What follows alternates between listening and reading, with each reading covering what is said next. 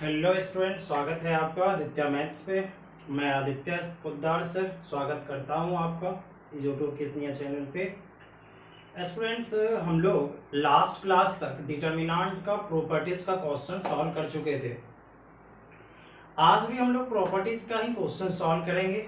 और हाँ, एक जरूरी इंफॉर्मेशन, जो भी स्टूडेंट इस वीडियो को फर्स्ट टाइम देख रहे हो, प्लीज स्टूडेंट्स आप जाओ लास्ट के और सभी पार्ट्स को वॉच करो, देखो, उसके बाद इस पार्ट को देखो, क्योंकि ये एक लास्ट पार्ट है या इसके बाद एक पार्ट होगा। तो डायरेक्टली अगर इस पार्ट को देखते हो तो समझ में कम आएगा, तो इसलिए पहले जाकर के लास्ट वाले जितने भी पार्ट्स हैं उसको वॉच करो। ओके स्टूडेंट्स, और हाँ, जो भी नए हो फर्स्ट टाइम वीडियो को देख रहे हो, प्लीज सब्सक्राइब कर लो और बेल आइकन को हिट कर लो, क्लिक कर लो, ताकि तुमको नए नए वीडियो का जो नोटिफिकेशन तुमको मिलता रहे। तो ओके स्टूडेंट्स, अभी तक जो था हम लोग क्या था, डिटर्मिनेंट के प्रॉपर्टीज का क्वेश्चन सॉल्व कर रहे थे। अब जो क्वेश्चन सॉल्व करेंगे, हालांकि ये भी प्रॉपर्टीज का क्वेश्चन होगा, टोटल जो 7 प्रॉपर्टीज पढ़े थे, बट इस क्वेश्चन में ना कंडीशन होगा। तो आप कहोगे सर क्या कंडीशन होगा? अभी तक तो कंडीशन वाला भी क्वेश्चन सॉल्व कर रहे थे, अब कंडीशन ये होगा स्टूडेंट्स कि प्रूव विदाउट एक्सपेंडिंग, जैसा देख रहा होगा, प्रूव विदाउट एक्सपेंडिंग, मतलब एक डिटर्मिनेंट देगा, कुछ प्रूव करना होगा, लेकिन आप उसको एक्सपेंड नहीं कर सकते, उसको खोल नहीं सकते। ये सबसे खतरनाक शर्त होगा। तो मैं कुछ बात का क्लियर कर देना चाहता हूं। सबसे पहले जेईई मेंस या एडवांस में इस टाइप का क्वेश्चन नहीं पूछा जाता। क्यों? क्योंकि वो एक ऑब्जेक्टिव पूछता है, तो वहां पे वो बोल ही नहीं सकता है प्रूफ विदाउट एक्सपेंडिंग, ठीक है, क्योंकि उसको तो सिर्फ आंसर से मतलब है, आप एक्सपेंड करो ना करो उससे कोई मतलब नहीं। तो यानी ये जो भी है सीबीएसई और स्टेट बोर्ड के लिए एप्लीकेबल है और आईसीएसई बोर्ड के लिए एप्लीकेबल है। तो ओके स्टूडेंट्स, इसमें होता क्या है, तुमको एक कैटेगराइज करके फिर दिखाते हैं। अगर डिटर्मिनेंट इक्वल कुछ प्रूव करना है और विदाउट एक्सपेंडिंग लगा है, तो इसमें दो टाइप का क्वेश्चन तुमको मिलेगा। तो वो दो टाइप क्या है? पहला, जिसमें कि प्रूफ तुमको जीरो करना होगा, मतलब अगर 25 क्वेश्चन विदाउट एक्सपेंडिंग का बनाओगे तो उसमें लगभग 20 क्वेश्चन राइट साइड में जीरो देगा, मतलब प्रूफ जीरो रहेगा। दूसरा टाइप क्या होता है कि एक डिटर्मिनेंट देगा और प्रूफ भी एक डिटर्मिनेंट में ही रहेगा। तो यानी विदाउट एक्सपेंडिंग वाले में कितने टाइप का क्वेश्चन मिलेगा स्टूडेंट्स? दो। पहला, जिसके राइट साइड में क्या होगा? जीरो, यानी प्रूफ में क्या करना होगा? जीरो। दूसरा क्या होगा? एक डिटर्मिनेंट ही प्रूफ करना होगा। ओके, अब बात ये रह जाता है कि सर इसके लिए क्या शर्त होगा? जितना भी 7 प्रॉपर्टीज पढ़ा है सारा इस्तेमाल कर सकते हो, लेकिन एक्सपेंड नहीं कर सकते, उसको खोल नहीं सकते तुम, ये सबसे बड़ा शर्त है। ठीक, तो क्या कहीं ना कहीं माइंड पे ज्यादा प्रेशर देने की जरूरत है कि कुछ ऐसा काम ना कर दिया जाए जिससे कि बिना एक्सपेंड के सवाल बन ही ना रहा हो? बात समझ में आ रही है? तो इसलिए काम को थोड़ा सटीकता से करना है, हम लोग को एक्यूरेसी से करना है। तो कुछ बातें हम दिखा देना चाहते हैं। याद करो, बोले थे अगर किसी भी डिटर्मिनेंट का दो रोज या दो कॉलम सेम हो, यानी आइडेंटिकल हो, वैसे डिटर्मिनेंट का वैल्यू क्या होता है स्टूडेंट्स? जीरो। इस प्रॉपर्टीज को पकड़ के रखना। कहोगे सर क्यों?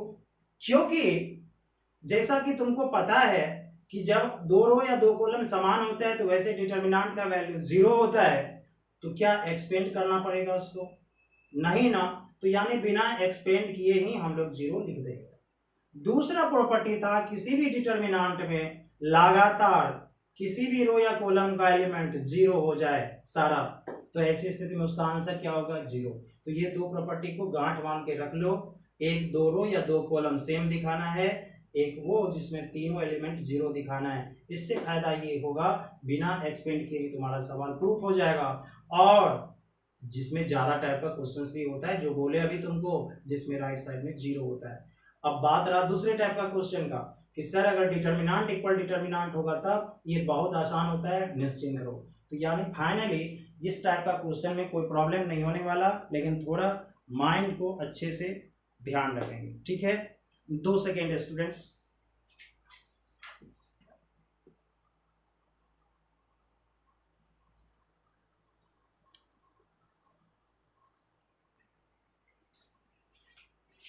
तो यहाँ पे हम लोग देखते हैं कुछ क्वेश्चंस को एनसीईआरटी में एक्सरसाइज 4.2 का 1 से 6 तक कुछ बात क्लियर करना चाहते हैं।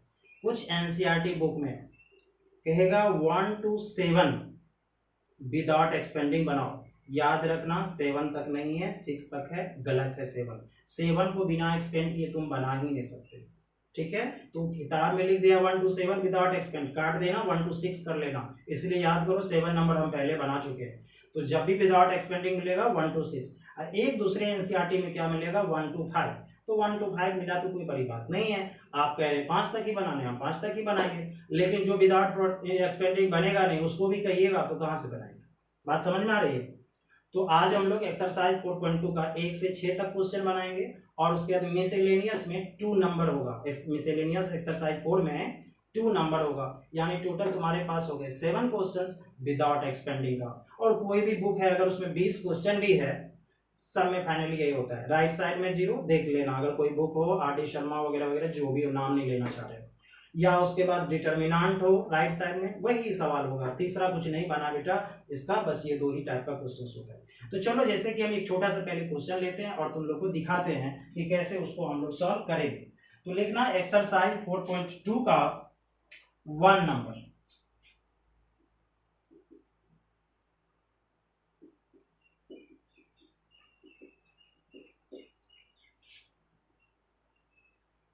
प्रूव दैट मतलब विदाउट एक्सपेंडिंग, ऊपर में लिख दिए हैं एक बार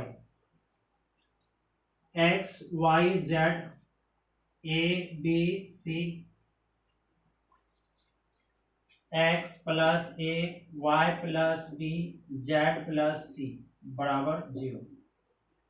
एक बात हम कर देना चाह रहे हैं, तुम कोई भी काम इसके साथ कर सकते हो लेकिन एक्सपेंड मत करना। बस ये मत पूछना सर ये कर सकते हो, सारा कर सकते हो, एक्सपेंड मत करना। अब इसको एक्सपेंड किए बिना हम लोग को क्या प्रूव करना है 0। तो चलो देखो स्टूडेंट्स, क्या अगर हम C3 में C1 को घटा लें, x x कट जाएगा, y y कट जाएगा, z z कट जाएगा। मन में आएगा सर ऐसा क्यों कर रहे हो आप? मेरा कोई मकसद नहीं है, इसके पीछे मकसद बस इतना है कि छोटा बना रहे हैं। 2 एलिमेंट है, एक एक कट जाएगा और कोई मकसद नहीं। तो आज हम C3 में C3 माइनस C1 करने चले। किसी के दिमाग में आ रहा होगा सर C3 माइनस C2 नहीं कर सकते? कर सकते हो। X Y Z A B C, X से एक्स कैंसिल ए, वाई से वाई कैंसिल बी, जेड से जेड कैंसिल सी।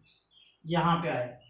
अब अगर याद हो स्टूडेंट्स, तो हम बोले थे अगर किसी भी डिटर्मिनेंट का 2 रोज या 2 कॉलम समान दिखे तो वैसे डिटर्मिनेंट का वैल्यू 0, एक्सपेंड करने की कोई जरूरत नहीं है। बोलो second column third column same दिख रहा है तो बोलो ऐसे डिटर्मिनेंट का वैल्यू क्या होगा 0। क्यों हुआ 0? C2 और C3 क्या है बराबर है, इसलिए डिटर्मिनेंट का वैल्यू क्या होगा 0। तो कुछ भी नहीं है। तो इसीलिए इसको लास्ट में पढ़ा रहे क्योंकि ये ऑपरेशन पहले तो नहीं सिखाए थे तो वो सब क्वेश्चन कर लिए, तो यहाँ कुछ बचने वाला नहीं है। चलो एक और क्वेश्चन दिखाते हैं। लिखना 3 नंबर, 4.2 का ही 3 नंबर। प्रूव दैट 2 3 5 7 8 9 65 75 86, इसमें भी 0 बनाना है। अब अगर नंबर हो तो थोड़ा सा ध्यान रखना क्योंकि नंबर का खेल थोड़ा कॉम्प्लिकेटेड पेचीदा होता है। अब x प्लस ए है तो तुम सोच लेते हो x प्लस ए, कोई और कुछ नहीं सोचेगा, वही सोचेगा। लेकिन अगर हम कहते हैं 7 है तो तुम कहोगे 4 + 3, कोई कहेगा 2 + 5, कोई कहेगा 1 + 6। दिमाग में जा रहा है कुछ बात? यहाँ क्या हो रहा है, रास्ता डिफरेंट बन रहा है, इसलिए क्वेश्चन थोड़ा सा टफ हो जाता है। तो नंबर वाले में थोड़ा सा ध्यान से, तो भी कोई बड़ी प्रॉब्लम नहीं होने वाली। अब हम क्या कर रहे हैं, 65 में C1 को घटा रहे हैं। कहोगे सर जी क्यों घटा रहे हो आप? बेटा 65 - 2 63, और 7 के टेबल में 63 आता है। 75 - 3 72, 8 के टेबल में 72 आता है, 72 आता है। 86 - 5 81 81, 9 के टेबल यानी 9 के पहाड़ा में आता है, इसलिए ऐसा कर रहे हैं। तो C3 पे C3 माइनस C1, 2 3 5 7 8 9 63 72 81। ऐसा करने के बाद तुम देखोगे क्या इसमें कुछ कॉमन है। थर्ड कॉलम में 9 कॉमन ले सकते हो, यस। तो on taking common 9 from C3, तो फर्स्ट में 2 3 5, सेकेंड में 7 8 9, 9 कॉमन लिए हैं थर्ड कॉलम से। इससे 9 कॉमन लिए तो बताओ क्या बचेगा। 9 7 जा, 9 8 जा, 9 9 जा। देखो इस डिटरमिनेंट को सेकेंड कॉलम और थर्ड कॉलम समान है कि नहीं है। स्टूडेंट्स एक इंपॉर्टेंट बात, इस सब क्वेश्चन को रटने की कोशिश बिल्कुल मत करना। हम बना रहे हैं, फिर से बनाना क्यों। यहाँ चाहिए presence of mind, will power strong होना चाहिए। कोई फार्मूला काम नहीं देने वाला, इसलिए खुद से सॉल्व करना है। मैं एक रास्ता दिखाना चाह रहा हूं तुम लोग को किस तरह चलना है। तो बोलो 9 सेकेंड कॉलम और थर्ड कॉलम क्या है, सेम है, तो ऐसे डिटरमिनेंट का वैल्यू 0। क्यों 0, सेंस C2 बराबर C3। 9 इंटू 0 क्या हो गया 0। यही हम लोगों को क्या करना था, प्रूफ। क्या था ऐसे क्वेश्चन है। अरे चुटकी मुड़ा दोगे, चुटकी में ऐसे क्वेश्चंस को मैं बता रहा हूं ना, तो अच्छे से सिर्फ याद करना। कुछ भी नहीं है स्टूडेंट्स, लास्ट क्लास से डिटरमिनेंट का ये कल बढ़ाएंगे, मतलब सारा क्वेश्चंस का लास्ट है, समझ लो कुछ भी नहीं है इसमें, ठीक है। चलो मिटाता हूं, वीडियो पॉज करके नोट कर लो। Next question,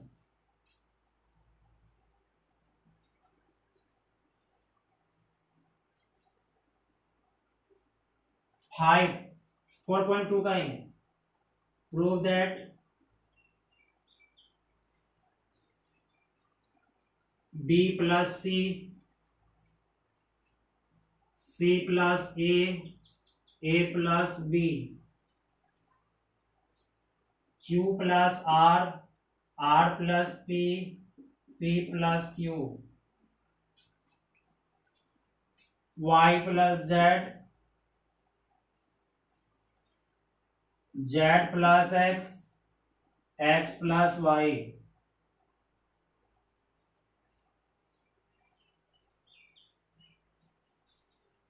equal 2 into APX BQY,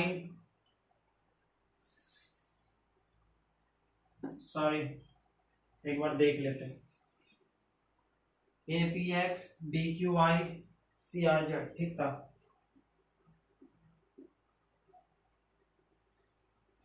अब देखो, अब जो क्वेश्चन है, इस क्वेश्चन में 0 नहीं है राइट साइड में, तो हम क्या बोले थे, दो ही टाइप का तो मिलेगा। पहला जिसमें राइट साइड में 0 प्रूफ करना होगा, दूसरा जिसके राइट साइड में डिटरमिनेंट ही प्रूफ करना होगा स्टूडेंट्स। तो इसमें राइट साइड में हम लोग को डिटरमिनेंट ही प्रूफ करना है, तो कैसे बनाओगे।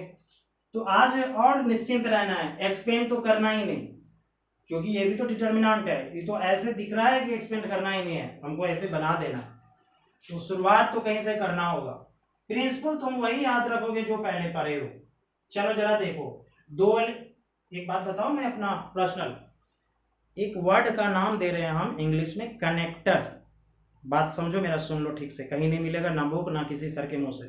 कनेक्टर, कनेक्टर का मतलब तुम लोग सोचते होगे जिससे किसी चीज को जोड़ा जाता है, उसी को कनेक्टर बोलते हैं। तो क्वेश्चन में भी ना कोई कनेक्टर होता है ताकि हम प्लग इन कर सके।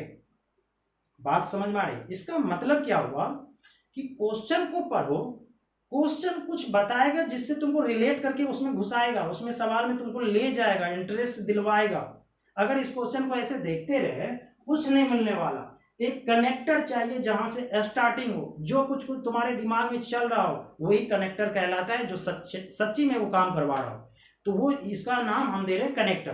तो अगर फ्यूचर में भी बोले इस चीज का ध्यान रखना, ये एक्चुअली में फॉरेन मैथमेटिशियन सब यूज करते हैं, plug in plug out connector. थोड़ा सा ये सब चीज ध्यान रखना, क्योंकि जनरल सेंस वाला वर्ड है, not a mathematical word. Okay, ये जनरली यूज होता है, तो इसीलिए मैथ्स में भी कर सकते हो। तो connector, plug in, plug out का मतलब जाना ही होगा। तो प्लग इन कनेक्टर का मतलब हुआ कुछ ऐसा खोजना जो इस सवाल को बना दे, रिलेट करवा दे।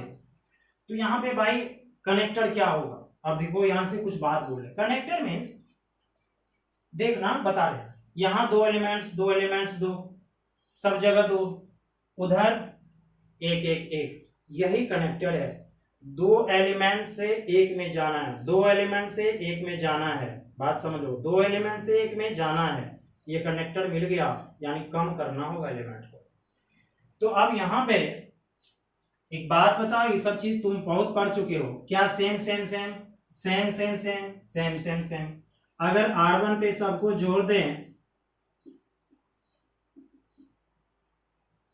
तो क्या सेम होगा? a plus a 2a, b plus b 2b, c plus c 2c। इस पे कोई फर्क नहीं पड़ता, c प्लस ए, यहां जाओ तो चलो इसको भी लिख दें, a plus b, p plus p 2p, q plus q 2q, r plus r 2r। इस पे कोई फर्क नहीं पड़ता, इस पे भी नहीं। आ जाओ इधर, x x 2x, y y 2y, z z 2z, z plus x plus y। ये डिटर्मिनेंट मिला। तो आप कहोगे सर क्या कनेक्टर मिला? कनेक्टर तुमको बोले थे आप 2 से 1 करवाना है, आप तो 2 से 3 बना दिए, आप तो और गलत डायरेक्शन में जा रहे हैं। नहीं, थोड़ा दिमाग फ्रेश करो ना।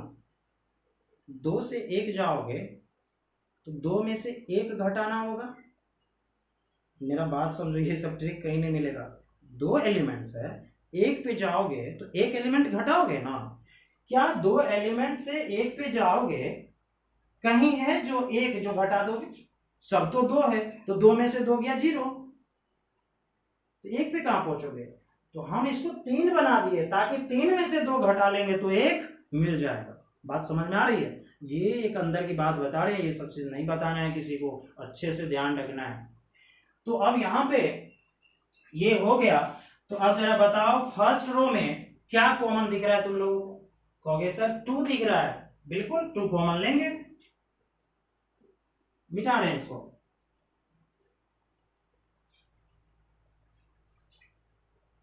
प्रूफ को थोड़ा देखना पड़ेगा हमको। तो 2 कॉमन लेंगे, लिख नहीं रहे, लिख सकते हो on taking common 2 from R1। तो 2 कॉमन लेंगे, a plus b plus c plus a plus b, p plus q plus r plus p plus q, x plus y plus z plus x plus y। ये कुछ नहीं proof है, खाली एक नजर हमको यहाँ रखना है कि क्या क्या लाना है। अगर वही याद नहीं है तो कैसे होगा, इसीलिए उसको फिर से मत लिख लेना।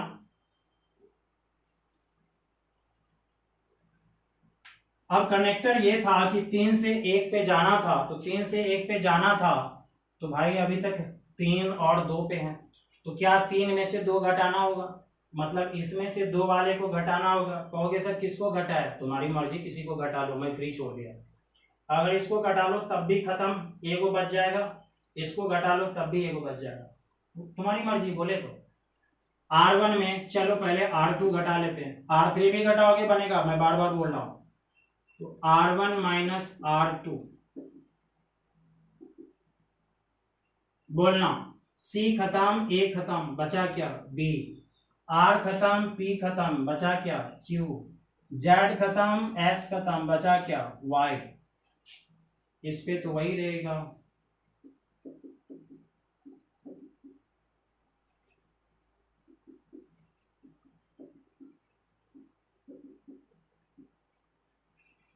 फिर वही बात दिमाग में रखना है कि 2 से 1 पे जाना है, अभी एक ही 1 हुआ है, 2 बाकी है, तो फिर 2 में से 1 घटा के 1 अब जा सकते हैं ना, अब कोई दिक्कत नहीं। B से इसको घटाओगे 3 को बन जाएगा, तो B से इसको घटा दो, क्या हो जाएगा? 1, तो 2 में से क्या हो जाएगा? 1। अब यहाँ A बिना मतलब का नहीं, C प्लस A है, उसमें हम B ले जाते हैं। अब c प्लस ए तो बेचारा डिफरेंट है, b ले गए तो a को क्या बनेगा, वो 3 को बन जाएगा। करने गए थे a को, आ गया 3 को। वो कहावत हो गया ना, पत्थरों को खुश करने के लिए फूलों का कत्ले कराए हम, जहां गए थे पाप मिटाने एक और पाप कर आए हम। तो वही बात यहाँ पे भी हो गया। तो अब जो है b से इसको घटा लो, b से b खत्म, a हो जाएगा, यानी r3 arrow r3 minus r1। बात समझ में आ रही है? r3 में r1, b से b खत्म। क्यों कर रहे हैं? दो एलिमेंट क्या बन जाएगा, एक सिंगल। वही तो मुद्दा है यहाँ पे। दिख रहा होगा आई थिंक, 2 इंटू, चलो थोड़ा छोटा लिख देते हैं, b q y और c प्लस ए, r plus p, z plus x, b से b खत्म, a, q से q खत्म, p, y से y खत्म, z। अब दो रो में सिंगल सिंगल एलिमेंट आ गया। अब एक स्टेप हम लोगों को दिख रहा है कि डबल एलिमेंट है उसमें। अब यहां पे अगर इस डबल में सिंगल घटाए तो फिर भी नहीं घटा सकते, 3 बन जाएगा, एक घटा लेंगे तो R2 में R3 को घटा लेंगे, BQY, A से A खत्म, C, P से P खत्म, R, Z से Z खत्म, X, APX। यहां पे पहुंच गए और हम लोग का मुद्दा खत्म। सिंगल एलिमेंट पे जाना था। देखो कुछ और बात बोले, एक ही चीज पकड़ के चले कि सिंगल एलिमेंट वहीं तक है, आ गए। जरा प्रूफ मिलाओ। कहोगे सर प्रूफ कहाँ दिख रहा है हमको, उससे कुछ है वहां पे, चिंता ना करो, उसका भी उपाय है। एलिमेंट्स तो वही है, खाली पोजीशन चेंज है। ये ए था ना, हाँ। फर्स्ट रो में क्या है, एपीएक्स। हम लोग को यहाँ कहाँ पे है एपीएक्स, थर्ड रो में। थर्ड को कहाँ लाना है, फर्स्ट पे। तो भाई फॉर्मूला बताए थे ना, R3 को कहाँ ले जाएंगे, R1 पे। तो R1 भी ऑटोमेटिकली कहाँ चले आएगा, R3 पे। लेकिन ऐसा करने से पहले हम लोग साइन चेंज करेंगे। तो जरा बताओ, इसके आगे साइन प्लस की माइनस, प्लस, तो क्या हो जाएगा, माइनस। तो APX बीच वाला वही रहेगा, कोई फर्क नहीं पड़ता, और BQY नीचे आ जाएगा। अब मिलाओ, अभी भी नहीं, BQY बीच में चाहिए। फिर से साइन चेंज, इस बारी R2 को कहां, R3 पे, और R3 को कहां लाओगे, R2 पे। तो अगर ऐसा करते हो तो फिर साइन चेंज करोगे तो माइनस है इस बार, माइनस माइनस क्या होगा, प्लस। तो 2 APX, थर्ड रो सेकेंड बनेगा, BQY CRZ। यहां Z था स्टूडेंट, APX CRZ, यहां Z था, अरे ध्यान रखना यहां Z था।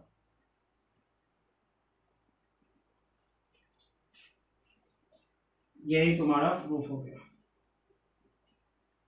तो कुछ भी नहीं था ऐसे क्वेश्चंस में, बोले ना कनेक्टर खोजना है तुमको अच्छी तरह से, अगर वो खोज लिए तो फिर सवाल में कुछ बचता नहीं, दम तोड़ देगा सवाल, ठीक है। तो यही था एनसीईआरटी का क्वेश्चंस, और 1 2 3 4 वो बचा है, वो तुम लोग कर लेना, आसान है। एक किसी सिन्हा से खोज के लाए जो थोड़ा डिफरेंट क्वेश्चंस था, बाकी सब सेम है। तो चलो उसको जरा हम सॉल्व कर देते हैं। लिखो स्टार्ट देके, क्योंकि बहुतों के पास केसी सिन्हा का बुक नहीं होगा तो फिर कहाँ खोजोगे। तो उससे क्या मतलब, केसी सिन्हा का है, एनसीईआरटी का है, आर डी शर्मा का है, RS अग्रवाल का है। भाई डायरेक्टली बनाएंगे सवाल को, ठीक है, ना कि उसके नाम को बनाने जाएंगे। लिखना प्रूव दैट, बट ध्यान रहे विदाउट एक्सपेंडिंग वाला ही क्वेश्चन है। a माइनस ए का whole square, a square plus 1 a, b minus 1 का whole square, b square plus 1 b, c minus one का whole square c square plus one c बराबर में वही 0। वीडियो पॉज करके पहले तुम लोग सोच लो, नहीं होगा तो फिर हम देखेंगे। चल देख, कुछ चीजें समझ में आनी चाहिए। ए स्क्वायर प्लस वन, यहाँ ए माइनस वन का होल स्क्वायर, ए माइनस वन का होल स्क्वायर को मन में ही ब्रेक करके सोचो। जो भी तुम कॉपी पे लिखने जाते हो ना, उसको एक बार पहले मन में लिखा करो। मन में लिखने का मतलब रियलाइज करना है, मुंडी हिला के, कहीं ना कहीं तुमको पता चलेगा क्या आ रहा है। तो ए स्क्वायर प्लस वन, अरे दिख रहा है, मतलब होल स्क्वायर को तोड़ना चाहिए। तो अगर होल स्क्वायर को ब्रेक करेंगे, ए स्क्वायर यानी ए स्क्वायर, बी स्क्वायर मतलब one minus two a b minus two a, b square plus one minus two b, c square plus one minus two c. इधर a square plus one, b square plus one, c square plus one, इधर जस का तस। Okay, अभी भी दो रो या दो कॉलम सेम नहीं दिखा, मिटा रहा हूं ऊपर वाले को।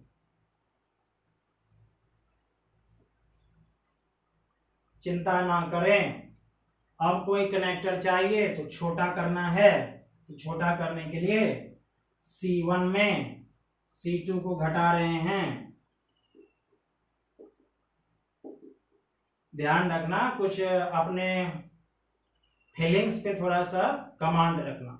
हम एक स्टेप में भी कर सकते हैं। तो बहुत सारे स्टूडेंट जिससे दिमाग में चल रहा होगा, सर एक ही स्टेप में 0 हो रहा है, हम बात समझ पा रहे हैं। तो C1 minus C2, a square खत्म, वन खत्म, minus two a, b square खत्म, वन खत्म, minus two b, c square खत्म, वन खत्म, minus two c. This will be same.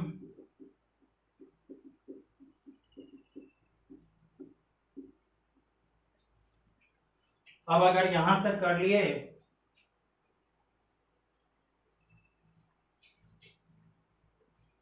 दो रो दो कॉलम समान दिख नहीं रहा, या एलिमेंट समान एलिमेंट्स 0 0 नहीं दिख रहा, कोई बात नहीं। इससे कुछ कॉमन कहोगे माइनस टू ले लिया जाए। A B c, a square plus one, b square plus one, c square plus one, a B c. देखो first column third column same है या नहीं? यस, 2 इंटू 0 0। क्या था? तो नाम से ना जाए कि इस बुक का क्वेश्चन है, चाहे वो शर्मा जी का हो, चाहे सिन्हा जी का हो या अग्रवाल जी का हो, कोई फर्क नहीं पड़ता। तुम किसी से एनसीईआरटी हो, कंसेप्ट अगर क्लियर होगा, कोई क्वेश्चन में कहीं भी दिक्कत नहीं होगी। तो इस तरह से हम लोग का डिटर्मिनेंट चैप्टर खत्म हो गया। कल हम कुछ क्वेश्चंस 5-6 VVI लाएंगे जो पास्ट ईयर में पूछा गया होगा, और जो मान लो बना दिए हैं वही पास्ट ईयर में होगा भी, लेकिन वो नहीं लाएंगे जो अभी तक हो सकता है ना मिले, लेकिन ऐसा तो लगता नहीं। तो भी हम 5 क्वेश्चन 4 क्वेश्चन खोज के लाएंगे जो तुमको सपोर्ट करेगा थोड़ा सोच बढ़ाने में, ठीक है। तो हो सकता है तो कल कुछ एक्स्ट्रा चीजें भी समझाएंगे, या तो एक्स्ट्रा थ्योरी पार्ट लेके चले आएंगे जो जेईई मेंस वगैरह में तुम लोग को मदद करेगा। तो जो स्टूडेंट्स जेईई मेंस वगैरह का प्रिपरेशन करना चाहते हो तो बिल्कुल एक क्वेश्चन बैंक खरीद लेना है। अगर अभी तो उपलब्ध होगा नहीं, PDF वगैरह डाउनलोड होता है, सबको बनाया करो, ठीक है। और देख रहा हूँ अगर ऐसा होगा तो मैं एक अलग से व्हाट्सएप पे भी ग्रुप बनाऊंगा। लेकिन जो भी स्टूडेंट्स टेलीग्राम को ज्वाइन नहीं किया, प्लीज प्लीज प्लीज पहले जाके वहां ज्वाइन कीजिए। आप लोग ज्वाइन नहीं करते। अरे थ्योरी पार्ट क्वेश्चन कोई भी बता सकता है, यूट्यूब पे 5 चैप्टर डाल के चल रहा है उसका यूट्यूब। तुम सोचते हो फ्री में वहां पढ़ रहे हैं, नहीं होगा। 5 चैप्टर से 12th निकल जाएगा तुम्हारा? नहीं निकलेगा। क्या 5 क्वेश्चंस बना देंगे हो जाएगा? नहीं होगा। बोर्ड एग्जाम्स नहीं होने वाला उस चीजों से। तुमको उसको गहराई में जाके देखना ही पड़ेगा कि हमको ईच एंड एवरी क्वेश्चंस को सॉल्व करना है। ये चीज का ध्यान रखना है। हमको मॉडल पेपर आएगा उसका सॉल्यूशन चाहिए, असाइनमेंट का चाहिए, तभी बोर्ड एग्जाम निकलता है। ना कि हम आए 4 लेक्चर डिटर्मिनेंट पे दे देते, 2-4 एग्जाम्पल बता के निकल जाते, डिटर्मिनेंट खत्म। इससे बोर्ड नहीं निकलता। वो उस स्टूडेंट के लिए है जो 12th पास्ड है, जेईई मेंस का एग्जाम दे चुका है, उसके लिए है। हम इतना कुछ थोड़ी उसके लिए बता रहे होते। आते डायरेक्टली 2-4 क्वेश्चंस बनाते निकल जाते, लेकिन तुम बोर्ड्स में हो इसीलिए हम एक एक चीज माइनस प्लस को भी ध्यान में रखते हुए कर रहे हैं। तुम्हारे प्रति मेरा कितना समर्पण है तुमको पता चल रहा होगा। तो स्टूडेंट्स थोड़ा सा मेरा भी सपोर्ट करो कि टेलीग्राम ग्रुप को ज्वाइन करो और दूसरों से करवाओ भी, और प्लीज लाइक एंड सब्सक्राइब तो बिल्कुल करो, ठीक है। चलो कल आते हैं हम संडे को एक 4-5 क्वेश्चन या कुछ थ्योरी पार्ट को लेकर के, और कल हम लोग का डिटर्मिनेंट का लास्ट क्लास होगा। ओके, सेफ रहना, घर में रहना, अच्छे से रहना, बाय।